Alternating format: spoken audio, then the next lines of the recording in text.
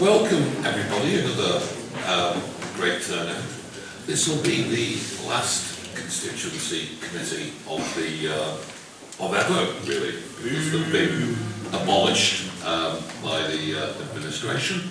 They like the different centres of power. So this will be the last constituency committee of its type. I know certainly West Kirby and Thurston councillors and Wirral and Mells councillors will be looking to develop the old community forum idea that we used to have, where we would come together and discuss areas of mutual interest and listen to the concerns and aspirations of the residents of West Kirby, Thurston and Wirral and Mells. So watch out for that one, but as far as this is concerned, it's the final meeting. So everybody is very welcome. I would just point out, over the years that the constituency committee has been in place, we were very keen to develop our own business plan for the area to see how services would best meet the needs of the residents. We could never get that past the administration, unfortunately. But we have actually dispensed or supported so many different community groups that it's been a real pleasure. I think I speak for all colleagues across the political boundaries in terms of the amount of support we'll be able to give to local community groups that has actually acted as that kind of seed corn to get some of those groups up and running. And the Festival of First, I think, is a kind of classic example. I think we'll make some progress, but I think in the main, the constituency committees have been a force for good. We've listened to no one's, because we haven't had a constituency manager for a year and a half. Jane, who everyone will remember, I think, her talent was recognised, and she's gone onwards and upwards through the council, which I think is great news. But in terms of the number of questions that we've actually had and answered, and the range of topics that we've received, again, hopefully that people have found those useful. And I would say the other good thing about what we've been able to do is to discuss matters of local controversy, where people are being impacted. And you think about things like, I suppose, parking charges being introduced into our country parks, the parking charges that were proposed to be introduced in the along various promenades, the ongoing delight that is the Wirral Golf, or the Wirral Golf Resort, now rebranded, and of course the ongoing discussions about green belt and the lack of a local plan, etc. So again, there've been, and probably at the Open, of course, when the Open came and so on and so forth, we've had lots of good, I think, healthy discussions and exchanges of information. So I'll be personally sad to see the constituency committee go and these regular get-togethers that we have. But as I say, I think one of the things we will look to do is to make sure there are forums where local residents can express their concerns and have their aspirations shared, so that we can look to see what, as a council, and certainly what as local members of the council can actually do to help. So, if we start to make some progress then, members' code of conduct declarations of interest. Members are asked to consider whether they have a disclosable pecuniary interest and or any other relevant interest in connection with any items on this agenda, and if so, to declare them and state the nature of this interest. I'm going to go right to left. Yes, thank you, Chair. Non-addressable apologies from Councillor Brightmore. Right, okay. Thanks, Matt. Yes, Wendy. Thank you, Chair. As a trustee of Greensby Community Association, I'll have an interest in item 3. Yes. Other interests? Yes. The same as Councillor Clements. Oh yeah. And the same with me. Yep. Any other? suppose I should declare, potentially, I don't know whether it's an interest or not, but I'm now the chairman of Wirral Golf Club Limited.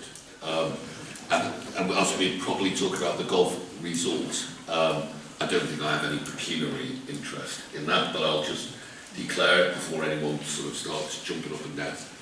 Okay, with those interests? Yeah. Okay.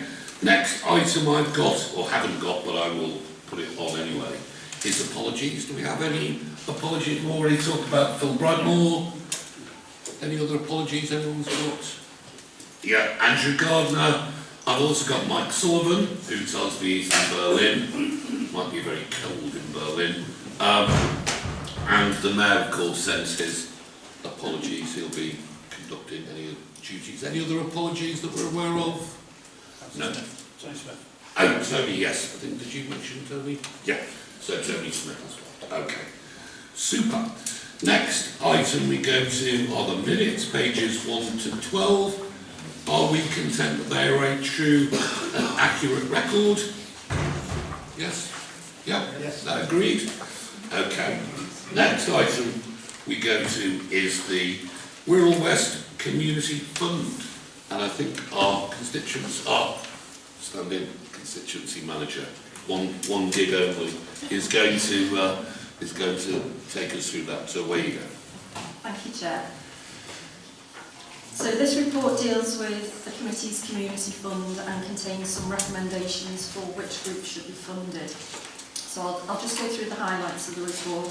There were 35 eligible applications, and the content of each of those applications is summarised in Appendix 1. In Appendix 2 you'll see that I've then undertaken an objective assessment of each bid based on the content of each application form against the criteria that was set out. That has then been weighted against the outcome of the public vote that took place, and each bid has been given a final score. In the far right hand column of Appendix 2, all of those applications are ranked according to how highly they scored. As the fund's been split equally between wards, that ranking has then been applied across the wards. And where there's been bids that have been made to deliver activities in multiple wards, the amount requested has been prorated across. So, as members will see, summarised in Appendices 2A to 2E are the rankings according to the ward based on the £10,000 budget for each ward. All wards other than Hoylake and Mells were undersubscribed, so it's recommended that all projects are funded except the two that scored the lowest relating to Hoylake and Mells ward, which is Wirral Junior Chess and Wirral Rebels Volleyball Club. And the application just above that, West Kirby Christmas Lights, that's part funded.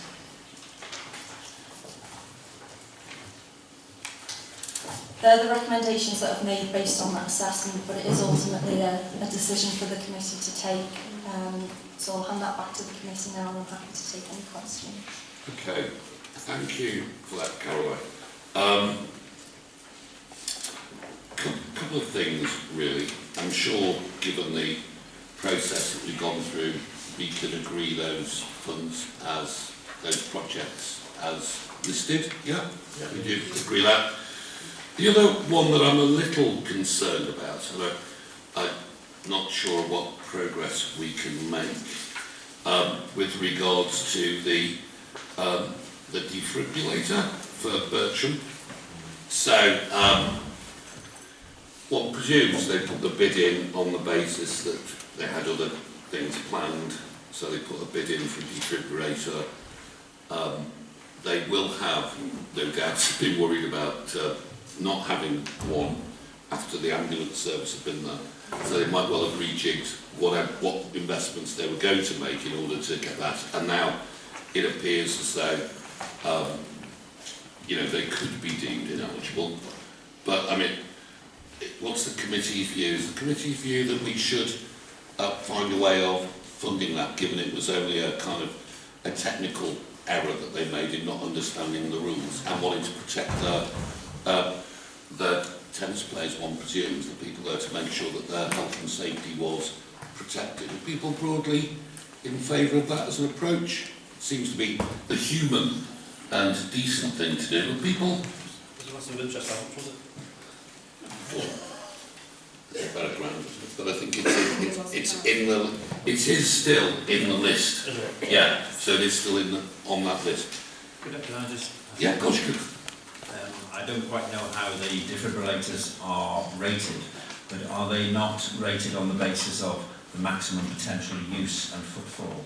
So, is that the case? Do you know?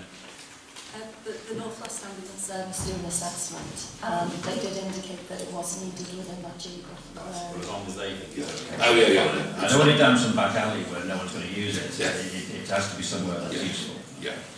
So, with that, can we agree that we make that funding then? Is that agreed? Yeah. Yeah, okay, that's very decent of us. The other one, in terms of, were you going to cover at this stage the underspends and what we're going to do about, you're going to deal with that separately as an AOP? Okay. Right, in that case, everyone happy to agree those? Yeah? Just, I've got to do, yeah. That's my record. No, thank everyone and all the groups that took part in this. They're all well deserved, so well done everyone. Absolutely, and I did mention at the very outset one of the good things that we do in terms of those organisations. Now I know we've had enough cash to cover most of the bids and everything. I suppose I'll just ask a question. Do we know how many people participated in the public vote this time? Yes, it was. 2,294 votes. Okay, so 2,294 votes. I don't know how many individual hits that is. But again, I think one of the, and to be fair, when Jane came to us when we started this off, I think the entire committee was always keen that as rather than just us as a panel of councillors and community reps sitting down working out what funding should get what, or what organisation should get funding, I think putting it out to the public vote was a bit of an innovation as far as these things were concerned. And again, we haven't totaled it up, but a lot of people have participated in a lot of those public votes, and I do think it was one of those ways in which we made the whole process more transparent.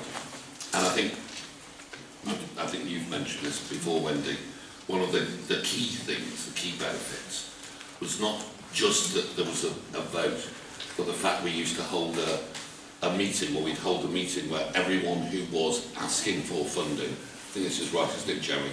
Everyone who was asking for funding came to that session, explained to members of the public that attended what it was they were seeking to do.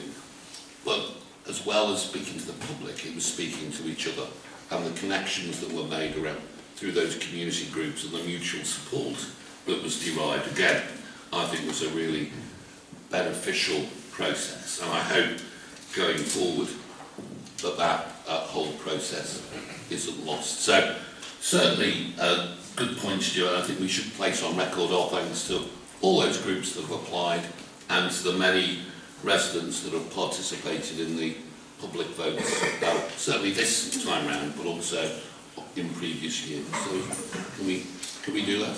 Yeah. Okay. I look at you rather than Colin because I'm never sure whether Colin's still awake.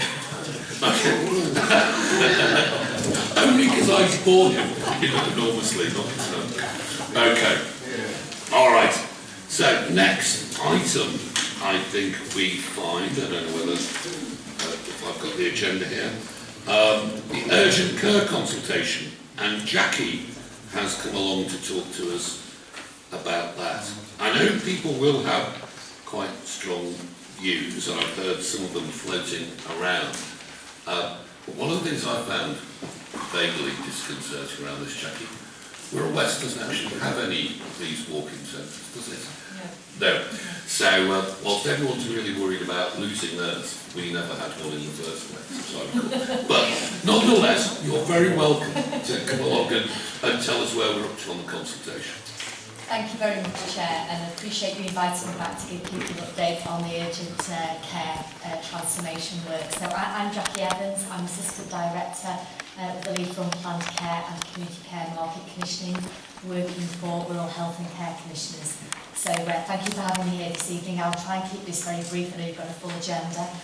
I was last here at this committee back in September at the very start of a 12-week consultation process. And just as a quick reminder for people, this was about our engagement with the public, about our intentions to improve the urgent care offer and access across Wirral.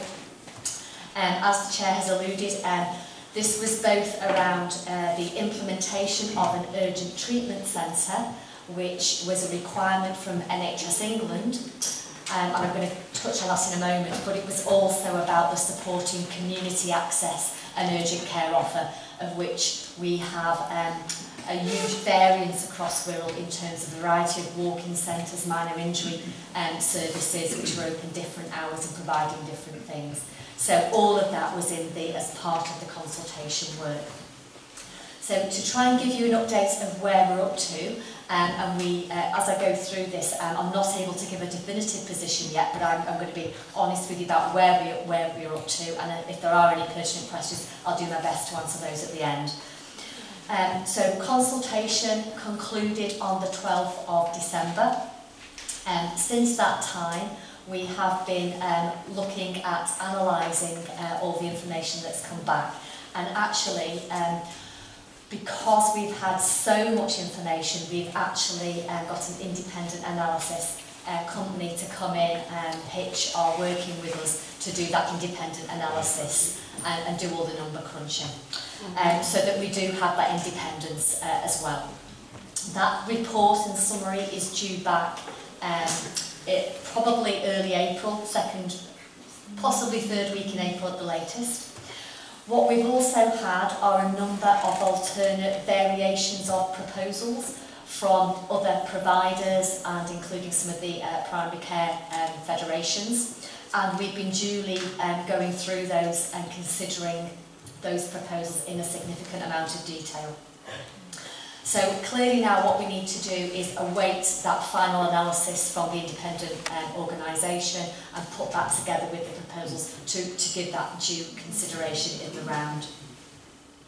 Since December, we have established an urgent care stakeholder group, and that has representation from all providers across Wirral. That includes the Acute Trust, the community providers and the GP federations.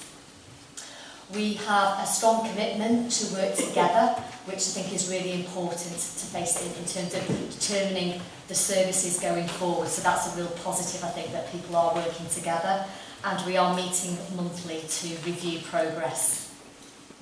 We have scheduled what we're calling an Innovation Day in early May, and that is really inviting some speakers from around the country to actually make sure that Wirral is capitalising on any national best practice developments, anything that's been tried and tested around the country, to make sure we've also given those things due consideration to make sure that we're getting the best urgent care offer for Wirral that we possibly can.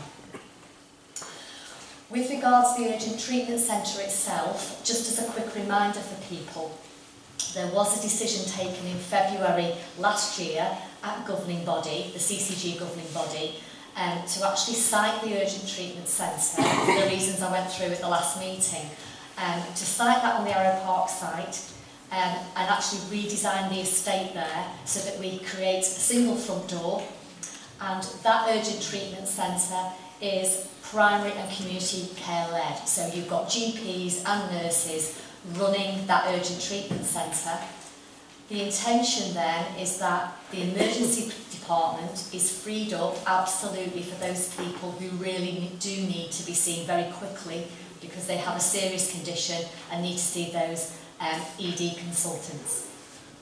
The Urgent Treatment Centre will also give an improved service to people who are attending with minor injuries and more minor conditions that don't require an ED clinician. So the intention is to improve the access, to improve the wait times and actually improve the patient experience and journey.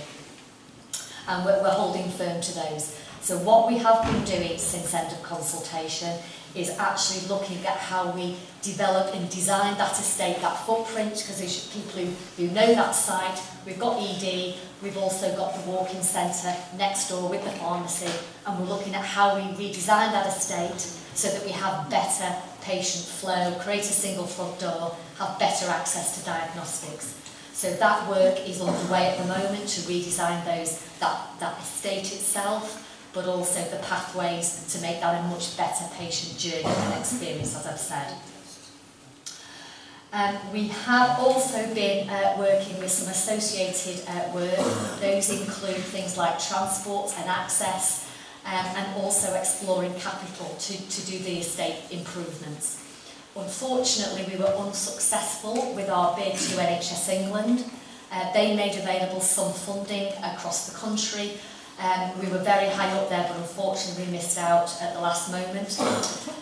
We understand that NHS England sadly are not making further capital available. However, we are pursuing other routes at the moment. We haven't absolutely concluded that work, so I'm not in a position to confirm the arrangements tonight, but we are absolutely progressing that, and we hope in a few weeks to be in a position to actually confirm those arrangements.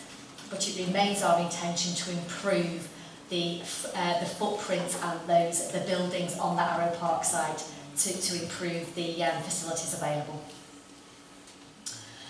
Then finally, I guess, in terms of what our next steps are, as I've said, we are going to conclude analysis now in April, in the round, and make sure that we really do consider all the feedback that we've had. And in fairness, it's been very, very mixed. The Chair has alluded to the fact that West Wirral did not have a local walk-in centre offer, but other areas around Wirral have had a variation of different things as well. So we're happy to give due consideration to everybody's views and look at what our best proposal is to genuinely improve the urgent care offer for Wirral within the same cost envelope. Just to remind people, this is absolutely not about cutting funding at all, but we haven't got extra, so it's what do we do within that current cost envelope. We will then be making recommendations to our Joint Strategic Commissioning Board, which has council members sitting alongside the governing body people from the CCG, and we're anticipating final recommendation going there in late spring. And just to remind people that our time scale for the implementation of the Urgent Treatment Centre still remains December 19. That is the requirement from NHS England, and that is the date we are still working towards, just dependent upon the capital and the building works, if there's any drift in that, but we're still intending to put all our energies into delivering that in December, or as close to as we possibly can. So draw a breath there, Chair, in case anybody wants clarification or any questions on. Thank you. Okay, thank you for that, and thank you for coming. I suppose it's a question from me, really, if I may, to begin with. At the moment, we have I'm not altogether sure the precise number, but we've got Wallasey, we've got the Whatnot Centre in Birkenhead, we've got one in Eastham. 5, Chair. 5, there we go, thank you. In terms of when I was using certainly the walk-in service, and I've also had to take my daughter to the Wallasey one previously, each of those they're quite a reasonable size, and the idea of bringing them all into one without any capital to actually rearrange the buildings just to fit in more doctors as much as anything else, it could all just fall flat on its face, couldn't it? So, in terms of the experience people might have of trying to, you might move them out of A&E, but it just creates a massive blockage and wait for people trying to do those minor things. So are we still sure it's the right thing to do? So just as a quick reminder, because it was a complex situation and offer, the Urgent Treatment Centre is We made the decision to site that on the Arrow Park site because when we looked at activity last year for a whole year, 47% of people who went to the emergency department, when we looked at the reasons why people went, actually could have been dealt with by a pharmacist, a nurse or a doctor. And if anybody's had the unfortunate need to use ED in recent months, what we have is significant waiting times for people. We also have very poorly frail people arriving by ambulance, often having to wait on trolleys in corridors, which I find totally unacceptable, and it really concerns me. And then there's delays in ambulances being released. So there's a lot of pressure on our emergency department. That said, the urgent treatment centre, whilst we want to support the emergency department by creating a single front door, making sure that people with more minor injuries are seen really quickly and not having to wait, and have rapid access to diagnostics, improving the experience for people in ED, we're not suggesting for a moment that all the community urgent care access goes to the urgent treatment centre. We still want to retain a local, in the 4 locality areas, an urgent offer, which is a combination of having access to bookable and urgent dressing clinics, having same-day access to a GP or nurse, and part of the offer, I know it's a number of months ago, we came to go through the detail, but a big part of our local offer was about the increase in investment, and that is the only new monies actually from NHS England, and the significant additional spend, a couple of million, to increase the number of GP and nurse appointments, which mean same-day access, and they're extending those, so you have, over the next few months in Wirral, a 7-day service for GPs and nurses, 8 till 8. And you should be able to phone up, and if it's out of hours, it may be 111 or whatever, you will be able to access GP if you have an urgent need same day, and that's a big part of our local offer. That doesn't mean we can guarantee your own individual surgery, your own GP practice, but within your neighbourhood area, there will be 8 till 8 7-day availability. And if you phone your normal practice number, they will then direct you to your nearest available slot, if you like. So we still, in terms of the walk-in and the minor injuries, what we wanted to do was to get a consistent offer and have similar opening hours so people understood what was available, where to go, etc. But we were the offer was about reducing the number of walk-in appointments, moving it more to a planned bookable arrangement, but keeping the walk-in for 0 to 18-year-olds, etc. We've had lots of feedback about whether people want to retain a walk-in for all age and all sorts of things, so I don't want to sit here and preempt the outcome, but just to give you reassurance, Chair, that we're not just looking at an urgent treatment centre, it's still retaining a community urgent access offer as well. Right. Okay. Good, thank you for that. Before we move on to the main item, you've got to move on. Yeah. Jacqui, I've just got a couple of questions really.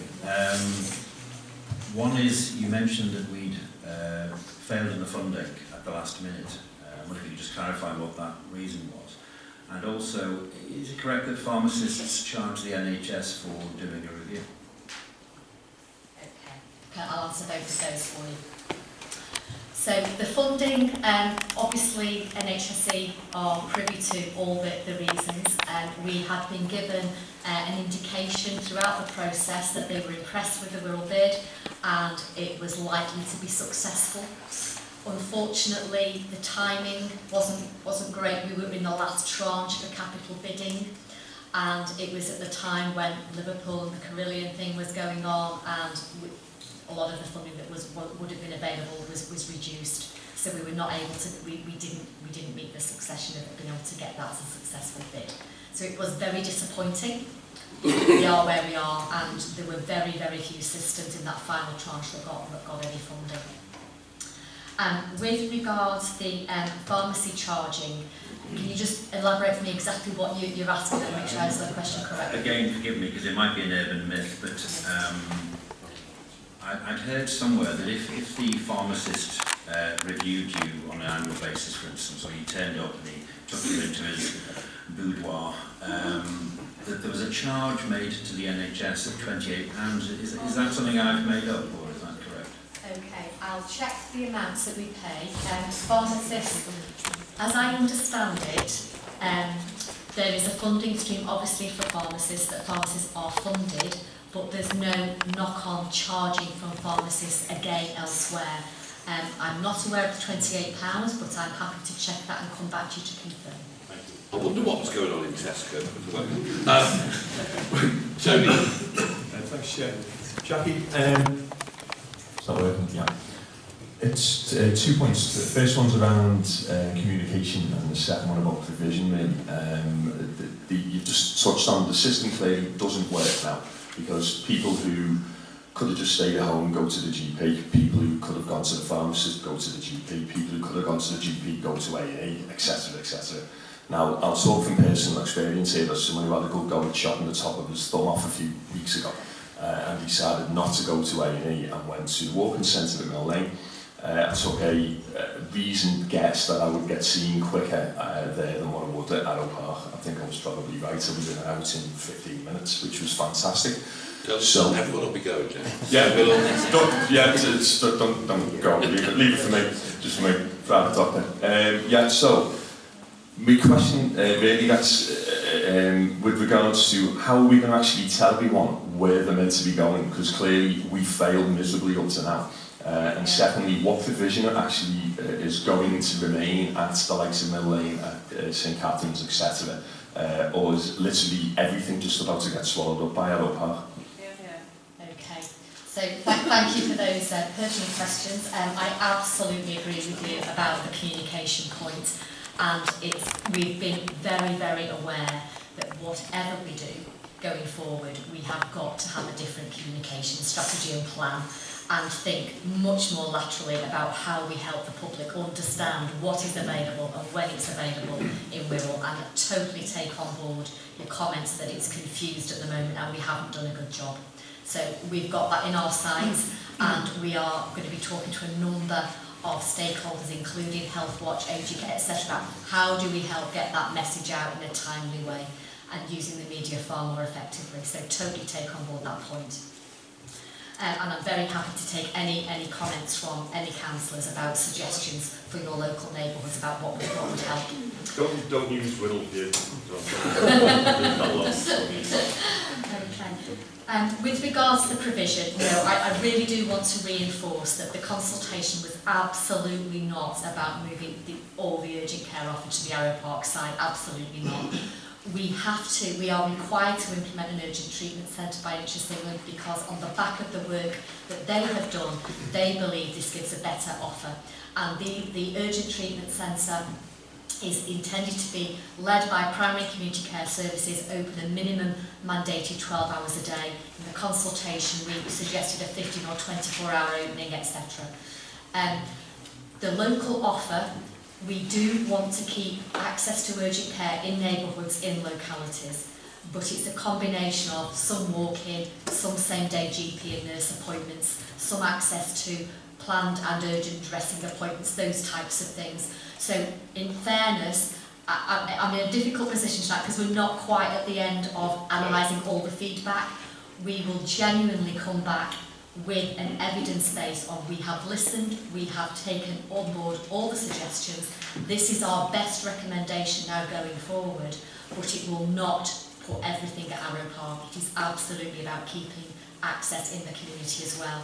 But what we know, final point is what we know is whatever we've got open at the moment, 47% of people who went to ED last year didn't need to go there, so we've got something wrong, so what can we do to get that right? Okay. In a second, just as a kind of thing, and maybe you could get some reassurance around this, Jacqui. I have an aversion to the way monolithic public sector and private sector in some cases operations do things, and they'll tend to be top-down reorganisations, and they'll try and pretend that in some way, because they'll put a strapline around it's about a transformational programme. What it really means is a top-down change. One of the things in my job, before I retired, we used to do in terms of agile technology and so on and so forth, digital development. You would look at citizen pathways Yeah, so you'd actually start with the citizen and what they needed in terms of the services that were being offered. And, you know, nothing could be more closely aligned to that than a citizen's health. And I suppose my question is, I think I probably know the answer I'm going to get, but I'm going to ask it anyway. Are we designing these services from a citizen perspective? So we're taking the entire end-to-end experience of the citizen in terms of how they engage with the various elements of the health service. Because if you're doing that, then I would have thought a key part of that, when you're looking at that citizen's journey, would have been around communication, would have been around using digital technology, would have been around a range of things that would start with the citizen, you know, cuts the finger off, what's cuts the top, where do they go, how do they find out where to go, and so on and so forth. It seems a bit odd designing a series of changes and then thinking about how you're going to communicate them. It should be, because the issue is a lot of people using these services are using them for the first time, so, or the first time in 10 years, so they wouldn't necessarily know how to utilise it. So no point putting them in a GP, because it's probably people who don't normally be at the GP. So all I'm saying is I find it a bit odd you're now looking for how we're going to communicate. You would have thought if you were doing that customer or that citizen journey, you would have done it from the very start. Really valid comments, and I think it links with the earlier point that I do absolutely agree with your comments that we have not got the communication right.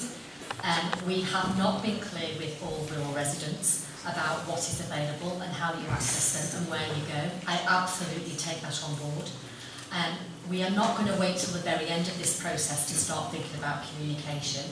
And I think as soon as we've got to a point at the end, end of the spring where we're in a position to make a firm recommendation, we will be using between then and December, which is when we need to be implementing any changes by, to be working with a number of people, including local councillors, including some of the carer groups and support groups and local residents as some representation about how do we get this message out, and it will have to be multifaceted.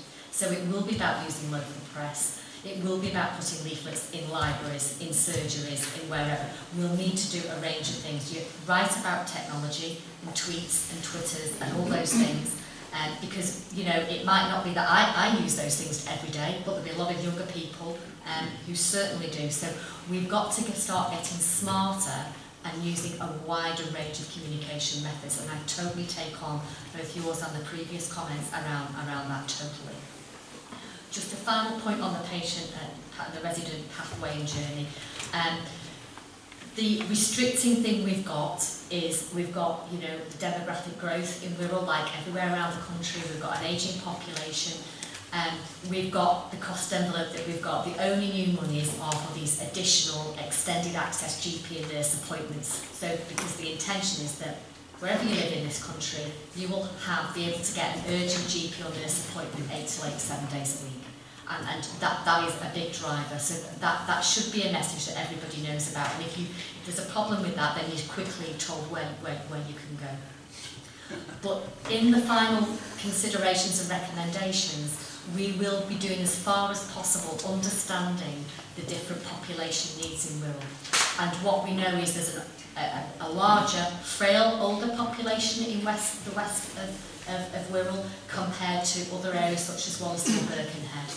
There are other areas of need that are very different in other parts of Wirral, and we will try and tailor what is available, the amount that's available in those areas dependent upon those population needs. And I'm trying not to sound jargony, but we are generally going to attempt to try and do that. So where, for example, we may be need to put on more appointments in Birkenhead, for example, than maybe we need to do in South Wirral. But we need to weigh that up and evidence what we do and how we do that. Is that okay? No, actually, and that's started getting me worried that it will be, more shifting resources away from residents on Wirral. Before I do, Stuart's been indicating for a while, to be fair to Stuart.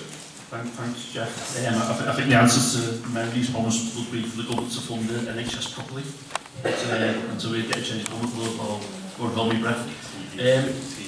So my worry about the proposals is when the consultation started, we started at Avon, the bus company. During the consultation process, Avon collapsed, estimating no services and no many parts of our communities. What sort of, how's that been taken into account? You know, when you come up with the final proposal, because I think transport is a major problem. Last thing we want is lots of cars descend on our park, causing congestion and airport issues. And I think public transport, getting from like to Eastern, even Wirral, Mells, West Kirby to our park is not particularly easy. Thank you for that. That's a really helpful question. So to give some assurance, we've got a regular transport working group. We've got a number of councillors on that group. The collapse of Avon, as you rightly described, just before we went out to consultation, or just as we went out to consultation, actually gave us an opportunity. So we've worked with the local transport officers from the council and also the transport providers, and local councillors really helped shape a replacement offer. The Avon impact was actually in the south of the Wirral. It didn't directly impact on the West Wirral area. But what happened as a result of that was that there are now additional buses provided. They've rerouted the buses. So actually, from having a very, very poor access to Arran Park from the south of the Wirral, there is now daily access on a half-hourly or hourly basis, dependent upon which part of the 24 hours you're looking at. But that's significantly improved.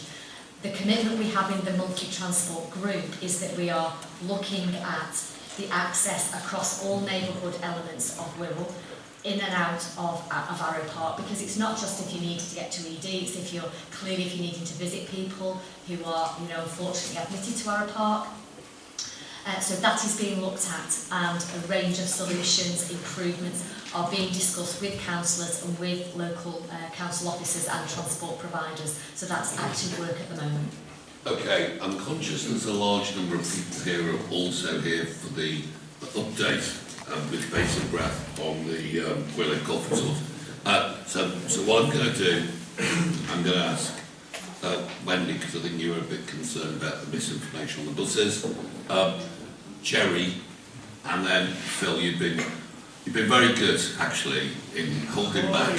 So because of your good behaviour, I'll let you ask a question towards the end. So, yeah, Wendy. Thanks, Chair. Jacqui, just to comment that the Avon collapse did affect some bus services in West Wirral as well, but maybe they haven't been particularly highlighted as part of that work stream. But I wouldn't want people here to think that we weren't aware that bus services have been lost here too. That's a fair comment, absolutely. I think it was particularly impacted on the south, but I take your point, thank you. So I hope you were thinking about West when you were doing your report. We are looking at West, you're not excluded, I assure you. Yeah. Good. Gerry. Thanks, Jeff. Jacqui, thank you very much for your report. You spent a lot of time apologising for how bad the service has been, how you recognise that it needs to be improved. But this has been going on for years, and I'm just wondering, why is it taking so long to happen? That's my first question. Second is, are you sure that we can do something about the waiting times for doctors? I had a lady came to see me 2 days ago to say she'd been to the West Kirby Centre and they'd given her 4 weeks waiting time to go and see a doctor. 4 weeks. Now, obviously it wasn't urgent, but what are we going to do to stop this massive delay for people who are waiting for very, very long periods of time? The funny thing is, this lady told me she's